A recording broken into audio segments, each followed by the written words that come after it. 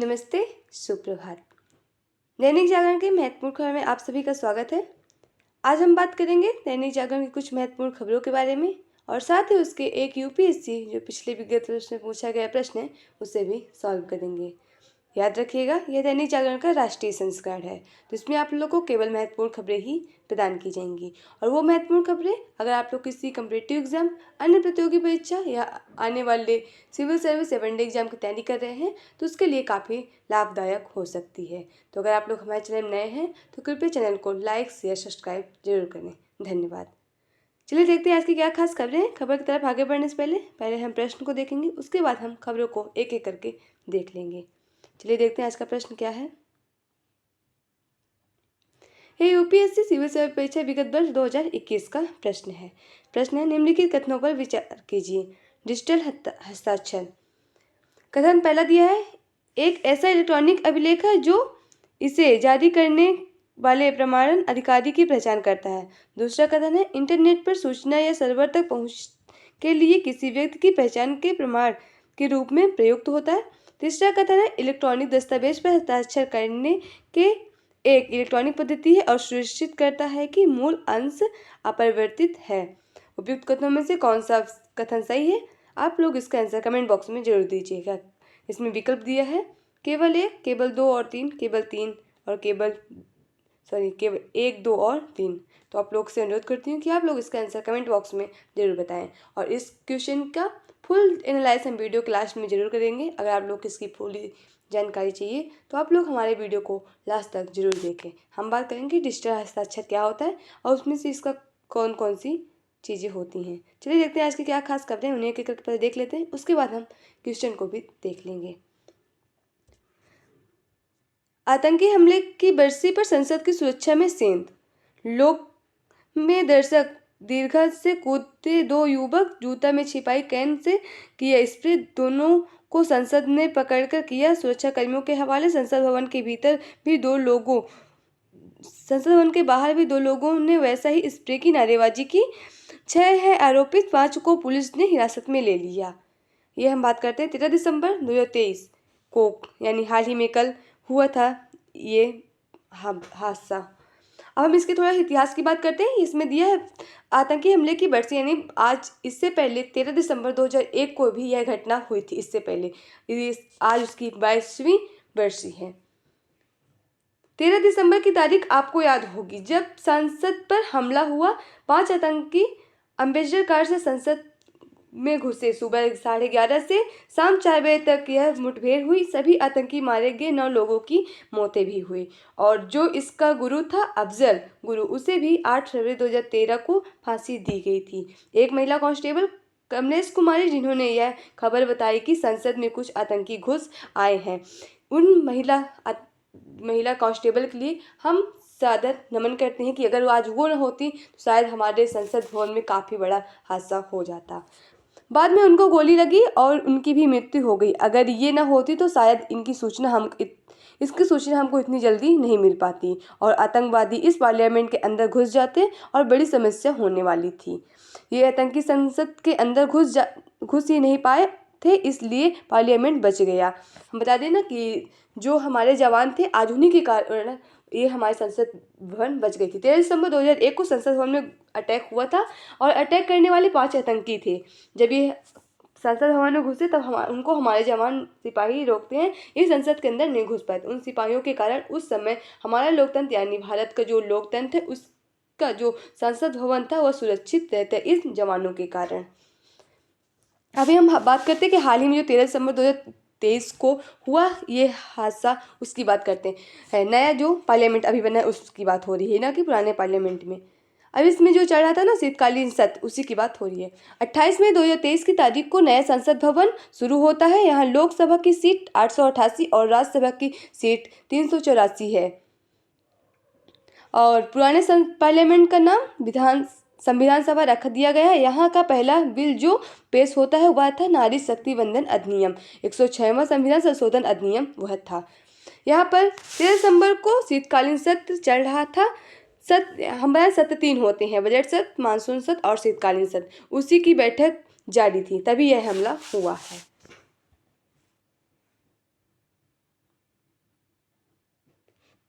ये देखिए, आप लोग को कुछ तस्वीरें देखने को मिलती हैं कि यहाँ पास जिस पे ये रेड कलर का इस सर्कल बनाया गया ना, यही घुस के गया था, कूद के गया था, उसमें दर्शक दीर्घ से कूदा था ये, और स्प्रे छिड़का था, कलर स्प्रे। गाजा में युद्ध विराम के प्रस्ताव का भारत ने किया समर्थन। संयुक्त राष्ट्र महासभा में 152 देशों ने किया पक्ष में मतदान। अमेरिका सहित 10 देशों ने किया युद्ध रोकने का विरोध। 23 देश अनुपस्थित थे। संयुक्त राष्ट्र की बात करें, संयुक्त राष्ट्र यूनाइटेड नेशन की बात हो रही है। अक्टूबर 1945 में इसकी स्थापना हुई थी। न्यूयॉर्क में इसका हेडक्वार्टर देखने को मिलेगा। मोहन ने लगाई तेज आवाज वाली लाउड स्पीकर पर रोक। मोहन ने मध्य प्रदेश और विष्णुदेव ने संभाली छत्तीसगढ़ की कमान। मध्य प्रदेश छत्तीसगढ़ में जो भी हाल ही में विधानसभा चुनाव हुआ था ना, उसी की बात हो रही है। मुख्यमंत्री की नियुक्ति हो गई है, उन्हीं की बात हो रही है। डॉक्टर मोहन यादव के आदेश में दिखी कड़े निर्णयों की झलक। 7 घंटे के अंदर ही 7 बड़े और कड़े निर्णय कर डाले। मध्य प्रदेश और छत्तीसगढ़ के शपथ ग्रहण में मौजूद रहे मोदी, शाह व और साधु संत। छत्तीसगढ़ की बात करें, 1 नवंबर 2000 में यह मध्य प्रदेश से अलग हुआ था। पहले यह मध्य प्रदेश का एक हिस्सा था। मध्य प्रदेश 1956 में बना था, ये आप लोग को तो पता ही होगा। जीवाश्म ईंधन का उपयोग घटाने पर सहमत हुए देश। 3 दशक में पहली बार की गई जीवाश्म ईंधन से दूर जाने की बात। जीवाश्म ईंधन पर नीति निर्माताओं और निवेशकों को दिया गया स्पष्ट संदेश।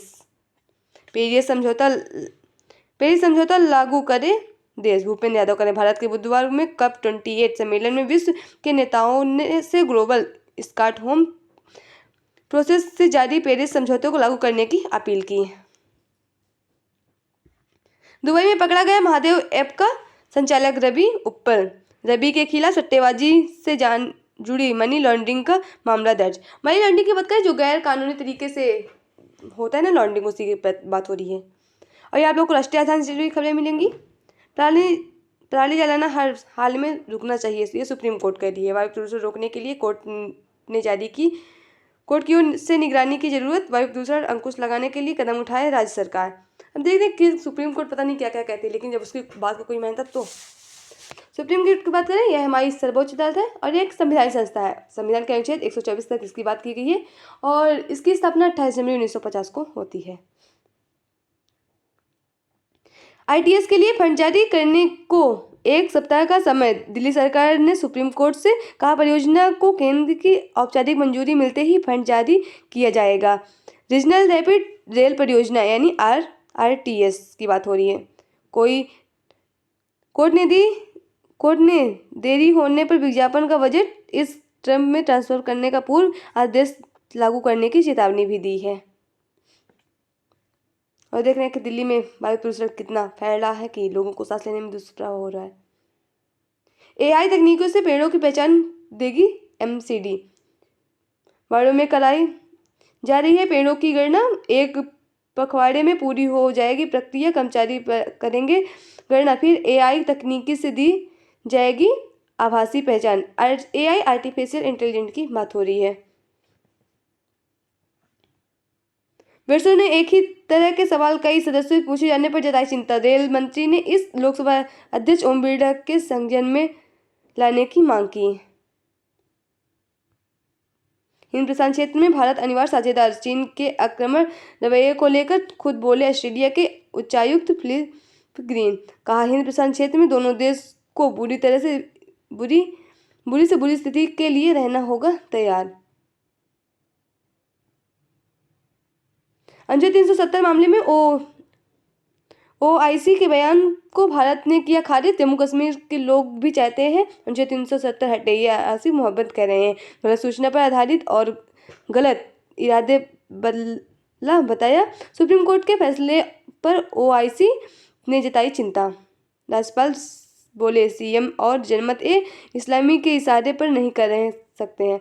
हम बताएं 370 अब 370 नहीं रही, एक 370 होता था, अभी एक इतिहास बन चुका है, तो इससे बात करने को कोई मतलब है भी नहीं, क्योंकि सुप्रीम कोर्ट ने आदेश दे दिया कि 370 हट गई है जम्मू कश्मीर से और दूसरे 2 भाग में बांट दिया गया है और दोनों केंद्र शासित प्रदेश है लद्दाख और जम्मू कश्मीर।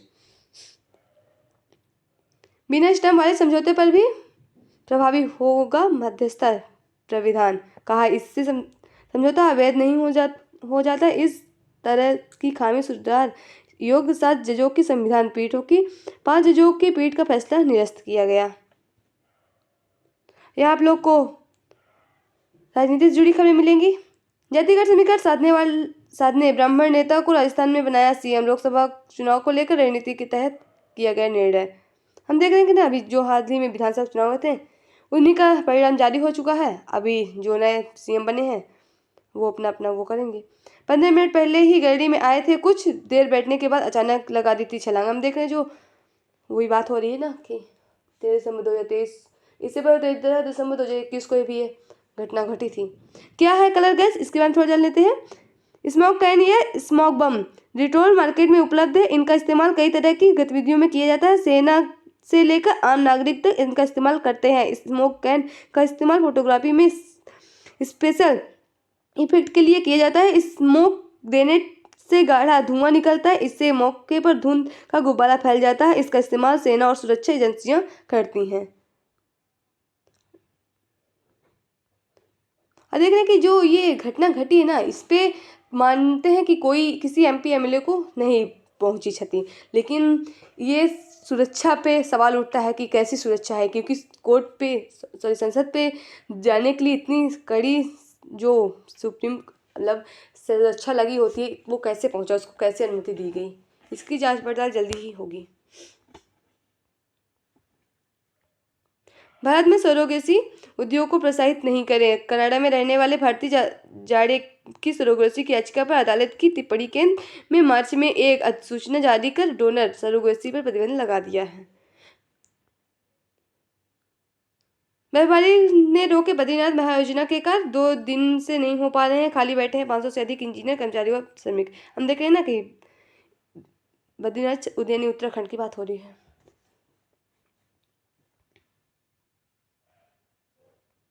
ट्रेनिंग प्रमोशन व ब्रांडिंग ने फिर जीवन की काशी की पारंपरिक कला। 2014 में मोदी सरकार आने के बाद Varanasi soft stone under cut जाली वर्ग को मिला बल, काम आ रही है पीएम मोदी की सीख। यह आप लोग को संपादकीय बात है। यह आप लोग के प्रीलिम्स मेंस इंटरव्यू अन्य कई प्रतियोगी परीक्षाओं के लिए सहायक होता है। अगर आप लोग किसी चीज़ की तैयारी कर रहे हैं तो काफ़ी इंपॉर्टेंट हो जाता है कि आप लोग इसे जरूर पढ़ें। इसमें कुछ महत्वपूर्ण आर्टिकल दिए होते हैं जो आपके परीक्षा के पॉइंट व्यू से काफ़ी इंपॉर्टेंट होते हैं। अधर मेरठ का विपक्षी गठबंधन, ये हम देख रहे हैं ना 2024 में केंद्र सरकार का चुनाव होने वाला है, उसी की बात हो रही है। हिंदी पट्टी के 3 राज्यों में भाजपा की जोरदार जीत के बाद INDIA की संभावना और रहस्य हो गई है। देखिए राजनीति से जुड़ी आर्टिकल दिए हैं, अगर आप लोग को पढ़ना पढ़ लीजिएगा। ये आर्टिकल आप लोग के लिए काफ़ी इंपॉर्टेंट है। बाजार में शिकंजे में सिविल सेवा परीक्षा, कोचिंग संस्थानों में ने युवाओं के मन में यह बैठा दिया है कि उनके बिना यूपीएससी परीक्षा पास करना लगभग असंभव है। ऐसा नहीं है, अगर आप लोग अच्छी मेहनत अच्छी लगन से तैयारी कर रहे हैं, अगर आप लोग के पास संघर्ष है, संघर्ष करते हैं, थोड़ा सा रखते हैं कि हम कर सकते हैं, अगर आप लोग मेहनत करेंगे तो आप लोग ज़रूर कर सकते हैं। ऐसी कोई वो नहीं है कि नहीं कर पाएंगे, बस थोड़ा सा आप लोग को संयम रखना होगा, धीरज बना के रखना होगा। राष्ट्रीय ऊर्जा संरक्षण दिवस, नियंत्रित उपयोग से ही संभव संरक्षण। जीवन शैली में व्यापक परिवर्तन हमारे जीवन में आधुनिक तत्कालीन तकनीकी की बढ़त दखल के कारण इस सदी में आरंभ से ऊर्जा की खपत में तीव्र वृद्धि है। लहजा मांग के अनुरूप ऊर्जा का उत्पादन सुनिश्चित किए जाने के कारण परंपरागत ऊर्जा संसाधनों के नष्ट होने की आशंका भी बढ़ती जा रही है। ऐसे में हम ऊर्जा के स्रोतों का संरक्षण करने के लिए आज राष्ट्रीय ऊर्जा संरक्षण दिवस के अवसर पर यह संकल्प लेना होगा कि ऊर्जा कुशल उपकरणों में मिले प्रोत्साहन। संसद की मर्यादा का सम्मान है। हम देख रहे जो भी हमला हो तो उसी बात हो रही है। राजनीतिक मूल्यों में गिरावट का मामला गंभीर है। ऐसे में नियम और कानून कड़े होने चाहिए, पर यह ध्यान भी रखना होगा कि राजनीतिक द्रोह के कारण किसी को निशाना न बनाया जा सके। ग्रीन एनर्जी से चलेंगे अदानी के पोर्ट और फैक्ट्री, समूह बंदरगाह, बिजली, सीमेंट परिचालन में हरित ऊर्जा बदलाव पर $100 अरब का करेगा निवेश। 70% निवेश स्वच्छ ऊर्जा के क्षेत्र में किया जाएगा। 2050 तक शून्य उत्सर्जक बनाना समूह का लक्ष्य है। 10 करोड़ से अधिक पेड़ लगाने का वादा किया गया है 2030 तक। समूह में समूह ने अपनी 5 कंपनियों के लिए 2050 या उससे पहले शुद्ध शून्य उत्सर्जन का लक्ष्य हासिल करने की योजना बनाई। अदानी पोर्ट ने चालू वित्त वर्ष की पहली छमाही में कुल ऊर्जा मिश्रण में नवीकरण ऊर्जा की 15% हिस्सेदारी हासिल की है। एबीडी ने भारत के विकास दर के अनुमान को बढ़ाकर 6.7% किया। अंतर्राष्ट्रीय संस्थान ने सितंबर में 6.3% विकास दर का अनुमान लगाया था। सरकारी खर्च से अर्थव्यवस्था को बढ़ावा मिलेगा। एडीबी की बात करें, एशियन डेवलपमेंट बैंक की बात हुई। स्थापना इसकी 1966 में हुई थी। फिलीपींस की राजधानी मनीला में इसका हेडक्वार्टर देखने को मिलेगा। फिलिस्तीन नहीं, फिलीपींस है, याद रखिएगा, थोड़ा सा शब्द में देख लीजिएगा। यह बहुपक्षीय बैंक है।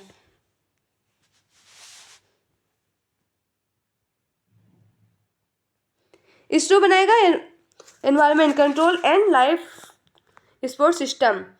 दूसरे देशों से तकनीकी न मिलने के कारण लिया गया फैसला। इस ECLSS के विकास में भारत में उपलब्ध ज्ञान का होगा इस्तेमाल। इसरो की बात करें, इंडियन स्पेस रिसर्च ऑर्गेनाइजेशन की बात हो रही। भारतीय अंतरिक्ष अनुसंधान संगठन यह भारत का एक अंतर्राष्ट्रीय एजेंसी संस्थान है। इसकी स्थापना 1969 में हुई थी। इसका मुख्यालय कर्नाटक में देखने को मिलेगा। यहाँ आप लोग को अंतर्राष्ट्रीय से जुड़ी खबरें मिल जाएंगी। देख रहे हैं जो चल रहा है ना, हमास और इजराइल का संघर्ष, उसी पे बात हो रही है। यहाँ आप लोग को खेल से जुड़ी कुछ खबरें मिल जाएंगी। सेमीफाइनल में भारत के सामने जर्मनी की चुनौती। तमिलनाडु को हराकर हरियाणा पहली बार पहुंचा फाइनल में। हिमांशु राणा ने अरेसिस्टर कंबोज में शानदार गेंदबाजी की मदद से पहुंचा। देखिए,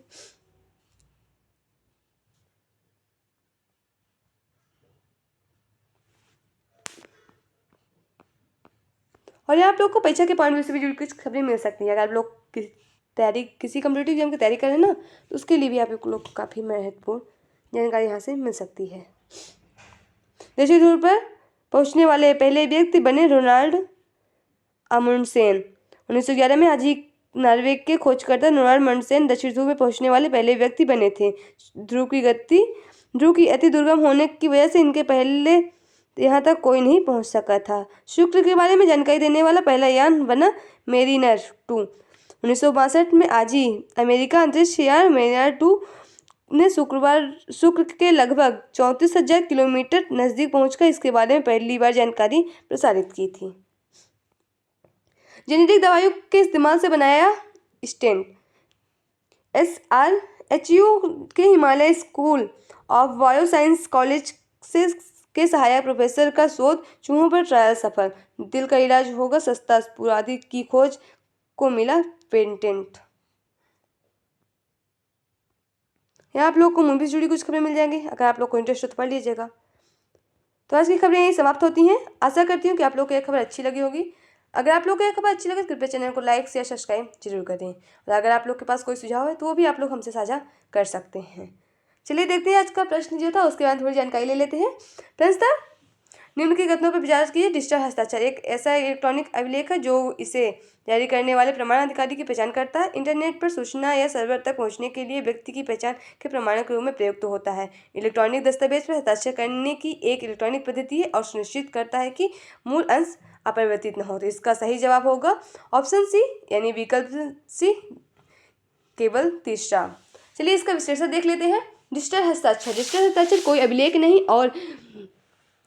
नहीं है और प्रमाणन प्राधिकारी की पहचान डिजिटल प्रमाण पत्र से सुनिश्चित की जाती है, डिजिटल हस्ताक्षर से नहीं। अतः यह कथन एक सही नहीं है। डिजिटल हस्ताक्षर का उपयोग किसी संदेश के प्रदर्शक या दस्तावेज के हस्ताक्षर की पहचान को प्रमाणित करने के लिए किया जाता है, न कि इंटरनेट पर किसी वेबसाइट या जानकारी तक पहुंचने के लिए उपयोगकर्ताओं की प्रमाणिकता के प्रमाण के रूप में काम करने के लिए। अतः विकल्प कथन 2 सही नहीं है। डिजिटल हस्ताक्षर का एक इलेक्ट्रॉनिक रूप है जो प्राप्तकर्ता को इस तथ्य पर विश्वास करने की अनुमति देता है कि एक ज्ञात प्रेषक ने संदेश भेजा है और पारगमन में इसमें कोई बदलाव नहीं किया गया। अतः कथन 3 सही है। विकल्प सी सही उत्तर है। आशा करती हूँ कि आप लोग को यह जानकारी अच्छी लगी होगी। तो आज की खबरें समाप्त होती हैं। धन्यवाद।